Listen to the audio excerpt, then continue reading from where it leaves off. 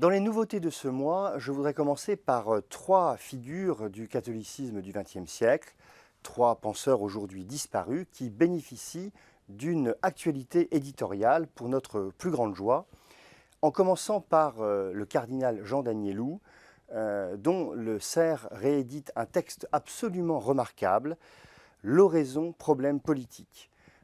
C'est un texte vraiment passionnant et crucial à deux points de vue.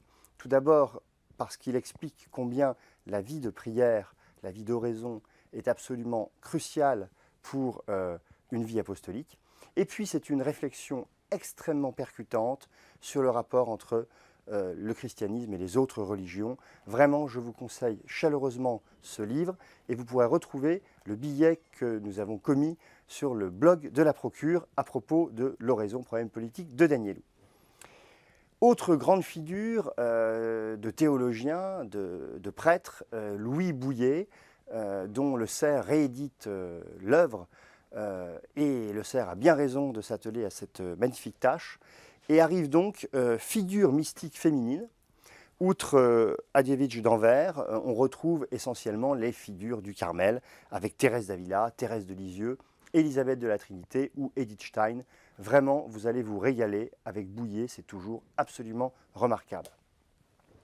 Et puis, un penseur sans doute aujourd'hui un peu oublié, mais qui a eu beaucoup d'importance, c'est Jean d'Aujas, qui a été normalien, qui a connu un peu le tout Paris intellectuel, qui a été un immense pédagogue du catholicisme, et les éditions Téqui donc publient les mémoires de Jean d'Aujas.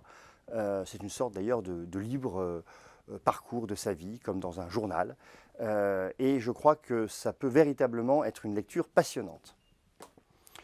En bref, quelques livraisons qui arrivent sur nos tables. De Aldo Maria Valli aux éditions Saint-Augustin, un portrait de Carlo Maria Martini.